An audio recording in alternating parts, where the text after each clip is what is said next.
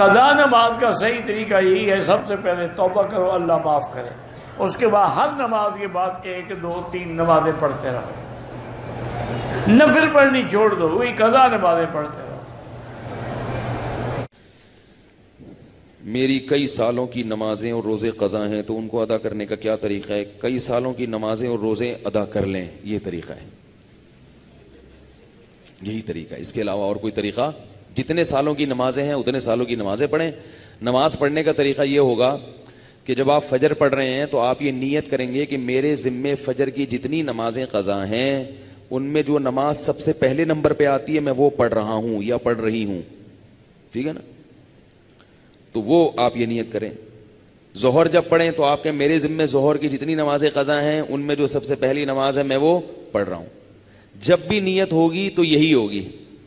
جب آپ دوبارہ فجر پڑھیں گے پھر آپ یہی نیت کریں گے میرے ذمے فجر کی جتنی نمازیں ہیں ان میں سب سے پہلی نماز، کیونکہ وہ جو آپ نے پڑھ لی ہے نا وہ تو ذمے میں رہی نہیں ہے، نہیں یاری نا، وہ تو ذمے میں رہی نہیں ہے، تو وہ خود بخود دوسری نماز پہلے نمبر پہ آ جائے گی ان نمازوں میں جو آپ کے ذمے میں ہیں، سمجھ رہے ہو؟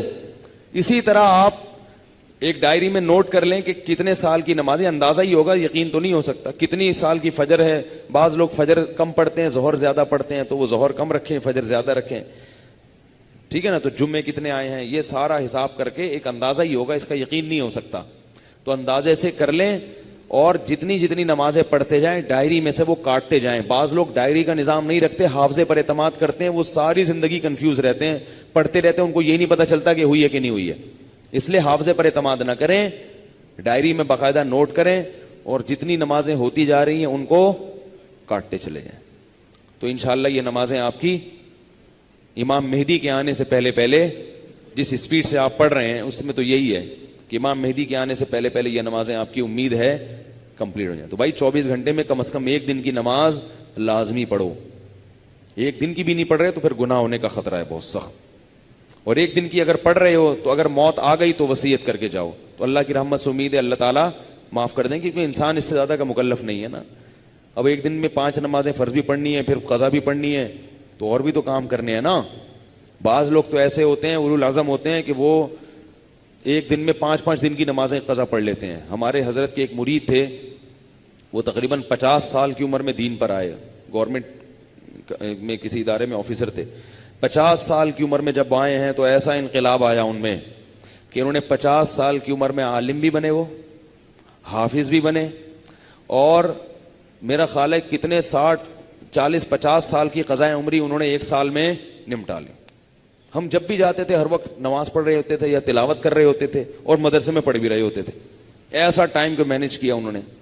تو ایسے لوگ بھی ہیں، لیکن بہرحال شارٹ ہیں ایسے لوگ، تو آپ ایسے نہ بنیں، اتنا ہی کر لیں کہ 24 گھنٹے میں کم از کم ایک دن کی۔ پھر قضاء عمری پڑھنے کا کوئی ٹائم متعین نہیں ہے، فجر کے وقت میں ظہر کی پڑھ سکتے ہو، ظہر کے وقت میں فجر کی پڑھ سکتے ہو، مکروہ وقت نہ ہو۔ مکروہ وقت جو سورج نکلتے ہوئے، زوال کے وقت اور سورج غروب ہوتے ہوئے، فجر کے بعد بھی پڑھ سکتے ہیں، عصر کے بعد بھی پڑھ سکتے ہیں قضا، فجر اور عصر کے بعد نوافل تو نہیں پڑھ سکتے مگر قضاء عمری پڑھ سکتے ہو۔ وتر بھی پڑھنے پڑیں گے، احناف کے ہاں وتر کی نماز کیا ہے؟ واجب ہے۔ اس پہ دلائل کیا ہے؟ یہ کیونکہ آج کل کلپ ایسے آ رہے ہیں، کوئی واجب کچھ نہیں ہوتا اور یہ سنت موقدہ کچھ نہیں ہوتا، یہ بھی آ رہے ہیں کلپ مارکیٹ میں، تو وہ نہیں، فجر کی سنتیں نہیں پڑھیں، بس فرائض پڑھیں گے، فرائض پڑھیں اور وتر پڑھیں، ٹھیک ہے نا؟ اور فرائض میں یہ آسانی ہے کہ تیسری اور چوتھی رکعت میں اگر کچھ نہ بھی پڑھیں تو بھی بول لینا چلے گا۔ فرض کی تیسری رکعت میں 3 دفعہ سبحان ربی الاعلی کہنے کی بقدر کھڑے رہیں تو بھی نماز ہو جائے گی، ٹھیک ہے نا؟